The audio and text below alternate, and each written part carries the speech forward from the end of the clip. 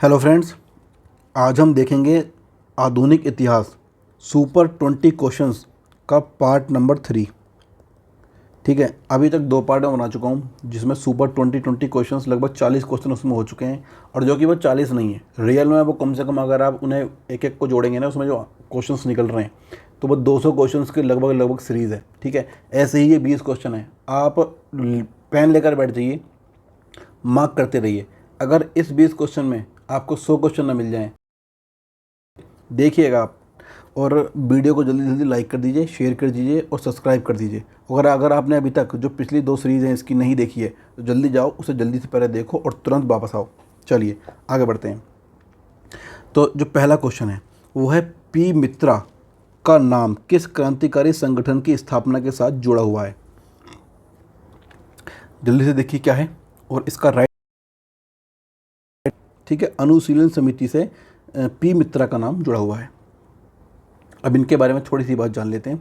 अनुशीलन समिति की स्थापना 24 मार्च 1902 को पिरमथनाथ मित्रा ने की थी। तो देखो 2 क्वेश्चन निकल गए, 1902 में हुई और किसने की? पिरमथनाथ मित्रा ने की। चलो, इस समिति के साथ श्री औरबिंदो, देशबंधु, चित्तरंजन दास, सुरेंद्र नाथ टैगोर, जतेंद्र नाथ बनर्जी, बाघा जतिन, भूपेंद्र नाथ दत्ता और बारेंद्र घोष जैसे लोग जुड़े हुए थे। तो एक ये बन गया। तो लगभग 3 क्वेश्चन यहाँ से आपको दे दिए, पूरे 4 क्वेश्चन, एक क्वेश्चन से 4 क्वेश्चन आपके बन गए। तो इस तरह से ऐसे क्वेश्चन बनेंगे। ठीक है, चलिए देखते रहिएगा, आगे बढ़ते हैं। नेक्स्ट क्वेश्चन है, एकेडमिक एसोसिएशन की स्थापना किसने की? चलिए इसका जल्दी से आंसर दे दीजिए। चलिए मैं बताता हूँ क्या है इसका राइट आंसर है, हेनरी बिबियन डेरोजियो। चलिए इसके बारे में जान लेते हैं। हेनरी बिबियन डेरोजियो शिक्षाविद व लेखक थे। वे हिंदू कॉलेज कलकत्ता के सहायक मुख्य अध्यापक थे। चलिए आगे बढ़ते हैं। नेक्स्ट क्वेश्चन है, बंगाल का अंतिम स्वतंत्र नवाब किसे माना जाता है? चलिए राइट आंसर है सिराजुद्दौला। देखो मैं आपको यहाँ पर कुछ चीज़ें बताना चाहता हूँ। क्या था सिराजुद्दौला जो थे वो 19 नहीं है पर, ठीक है, ये सिराजुद्दौला आंसर है। तो जो 1757 में प्लासी का युद्ध हुआ था, ठीक है, उसमें क्या हुआ था कि यहाँ पर लॉर्ड क्लाइव था। ठीक है, लॉर्ड क्लाइव वो कौन था? वो था बंगाल का गवर्नर। उस टाइम क्या होता था, बंगाल का गवर्नर होते थे उस टाइम पे। तो 1957 में जो पहला गवर्नर था वो लॉर्ड क्लाइव था। तो उसने क्या किया, सिराजुद्दौला जो था इसकी बात नहीं मानता था।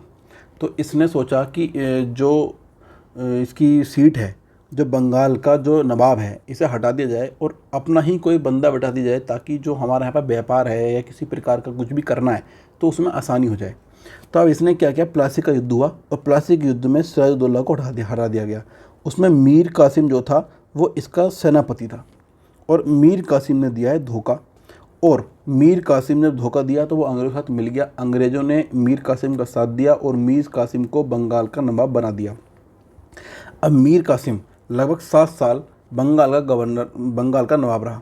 अब क्या हुआ कि फिर से 1764 में हुआ बक्सर का युद्ध। बक्सर के युद्ध में क्या हुआ कि मीर कासिम ने भी बात माननी बंद कर दी अंग्रेज़ों की। तो अब अंग्रेज़ों को फिर से बुरा लग गया, अंग्रेज़ों ने फिर से मीर कासिम के खिलाफ युद्ध छेड़ दिया। अब इस समय क्या था, मीर कासिम के साथ 2 व्यक्ति और थे, एक तो अवध का नवाब और तीसरा जो मुग़ल शासक। मीर कासिम, अवध का नवाब और मुग़ल शासक, इन तीनों ने मिलकर लड़ाई लड़ी, लेकिन फिर भी अंग्रेज़ों से हार गए। उसके बाद अंग्रेज़ों ने बनाया मीर जाफ़र को। ठीक है, मीर जाफ़र को बना दिया बंगाल का नवाब। तो अब आप ये बात जान गए होंगे कि नवाब किस किस वे में बने, कब कब बने, किस किस युद्ध के अंतराल से वो हटे। चलिए आगे बढ़ते हैं। सिराजुद्दौला जो था बंगाल का अंतिम स्वतंत्र नवाब था। 23 जून 1957 को ब्रिटिश ईस्ट इंडिया कंपनी के साथ प्लासी की लड़ाई में उसकी हार हो गई थी। चलिए आगे बढ़ते हैं। नेक्स्ट क्वेश्चन है, स्वतंत्रता से पहले भारत के किस राज्य में प्राथमिक शिक्षा अनिवार्य थी? तो वो था बड़ौदा।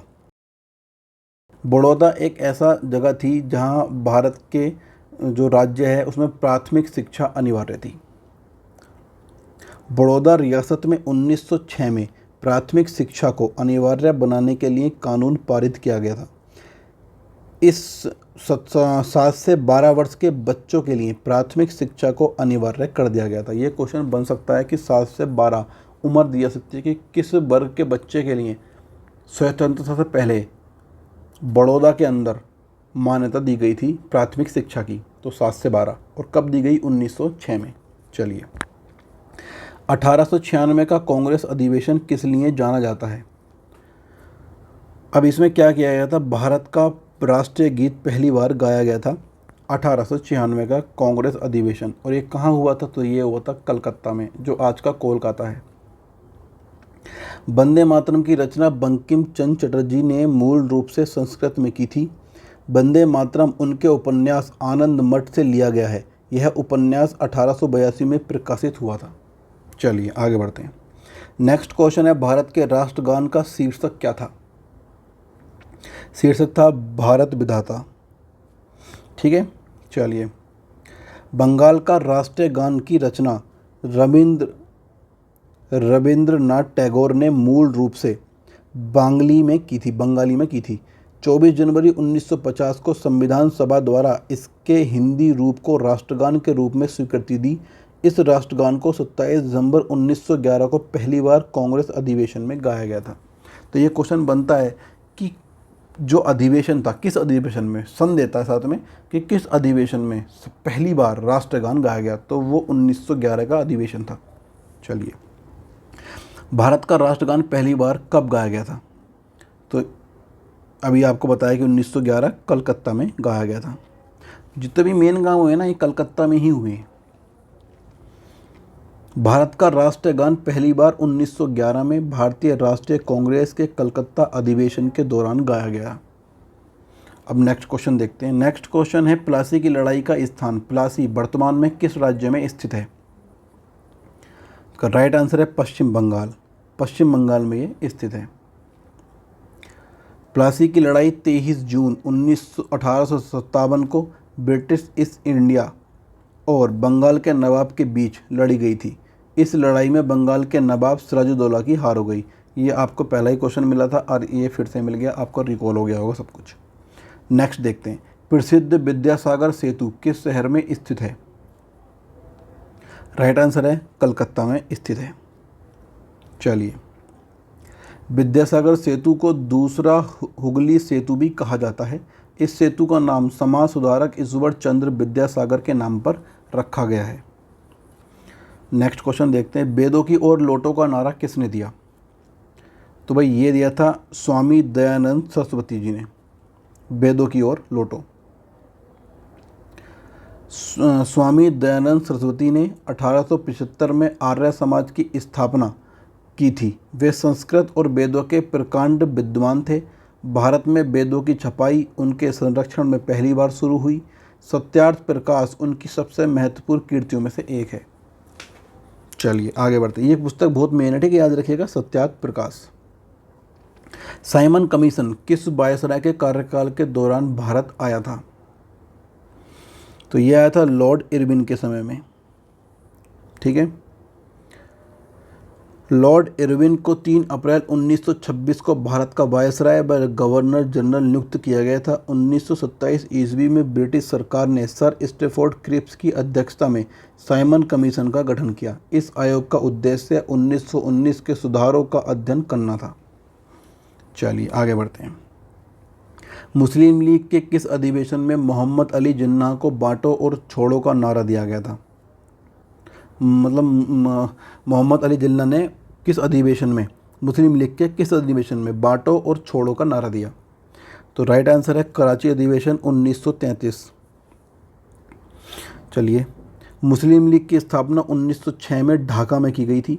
मोहम्मद अली जिन्नाह इस संगठन के प्रमुख नेता थे। शुरू में मुस्लिम लीग का उद्देश्य मुसलमानों के अधिकारों की रक्षा करना था, परंतु बाद में मुस्लिम लीग के मुसलमानों के लिए अलग देश की मांग शुरू कर दी। आगे देखते हैं। ऑल इंडिया मुस्लिम लीग ने 23 मार्च 1940 को किस स्थान पर पाकिस्तान प्रस्ताव पारित किया? तो इसका राइट आंसर है लाहौर। ठीक है, लाहौर में किया। 23 मार्च 1940 को मुस्लिम लीग ने पाकिस्तान प्रस्ताव पारित किया था। एक मिनट रुक जाइए ज़रा। मुस्लिम लीग भारतीय उपमहाद्वीप के मुस्लिम बहुल देशों को मिलाकर पाकिस्तान का निर्माण करना चाहती थी। पाकिस्तान का नामकरण चौधरी रहमत अली ने किया था। चलिए आगे देखते हैं। नेक्स्ट क्वेश्चन है, महात्मा गांधी ने निम्नलिखित में से किस स्थान पर हरित पुस्तिका जारी की थी? तो इसका राइट आंसर है राजकोट। ठीक है। गांधी जी ब्रिटिश सरकार के विरोध में हरित पत्रिका राजकोट में जारी की थी। चलिए आगे बढ़ते हैं। साबरमती आश्रम की स्थापना महात्मा गांधी ने कब की थी? तो राइट आंसर है 1915। और सबसे महत्वपूर्ण बात है कि 1915 9 जनवरी 1915 को ही गांधी जी वापस आए थे। ठीक है। और इसी दिन को 9 जनवरी को ही प्रवासी दिवस मनाया जाता है। और कहाँ से आए थे? तो अफ्रीका से आए थे। साबरमती आश्रम अहमदाबाद में साबरमती नदी के किनारे पर स्थित है। यह 17 जून 1917 को बनकर तैयार हुआ था। मार्च 1930 में दांडी यात्रा की शुरुआत साबरमती आश्रम से ही हुई थी। चलिए नेक्स्ट क्वेश्चन देखते हैं। नेक्स्ट क्वेश्चन है, कर्नाटक के नगरों में विजयनगर साम्राज्य का सबसे स्मारक कौन सा है? तो ये हम्पी। ठीक है। चलिए आगे बढ़ते हैं। विजयनगर साम्राज्य की स्थापना 1336 ईस्वी में हरिहर प्रथम व उनके भाई बुक्का राय प्रथम ने की थी। विजयनगर साम्राज्य में 4 राजवंशों संगम वंश, सालुब, तुलुब और अरिबिंदु ने 1336 से 1672 तक शासन किया। वर्तमान में इस साम्राज्य के अवशेष कर्नाटक के हम्पी में स्थित हैं। चलिए, चोरी की घटना के बाद कौन सा आंदोलन बंद किया गया? तो ये था असहयोग आंदोलन। ठीक है, बहुत ज़्यादा मोस्ट इम्पोर्टेंट है ये असहयोग आंदोलन। 5 फरवरी 1922 को गोरखपुर के निकट चौरा चोरी नामक स्थान पर असहयोग आंदोलन के कुछ आंदोलनकारियों द्वारा पुलिस चौकी को आग लगा दी गई थी। इस घटना में 22 पुलिसकर्मियों के मृत्यु हुई। इस घटना से दुखी होकर गांधी जी ने असहयोग आंदोलन को वापस लेने का फैसला किया। चलिए नेक्स्ट क्वेश्चन देखते हैं। नेक्स्ट क्वेश्चन है, निम्नलिखित में से किस आध्यात्मिक गुरु का बचपन का नाम गदाधर चट्टोपाध्याय था? तो राइट आंसर है रामकृष्ण परमहंस। आध्यात्मिक गुरु व योगी रामकृष्ण परमहंस का बचपन का नाम गदाधर चट्टोपाध्याय था। वे स्वामी विवेकानंद के गुरु थे। उनके नाम पर स्वामी विवेकानंद रामकृष्ण मिशन की स्थापना की। ठीक है, स्वामी विवेकानंद ने रामकृष्ण मिशन की स्थापना की थी। चलिए नेक्स्ट क्वेश्चन है, महात्मा गांधी ने कांग्रेस के किस अधिवेशन में एक बार अध्यक्षता की? तो इन्होंने की थी बेलगांव 24। चलिए, महात्मा गांधी 1924 में कांग्रेस के बेलगांव अधिवेशन में कांग्रेस के अध्यक्ष बने। वे केवल एक बार ही भारतीय राष्ट्रीय कांग्रेस के अध्यक्ष रहे थे। नेक्स्ट क्वेश्चन है, जहांगीर निम्नलिखित में से किसे इंग्लिश खान कहता था?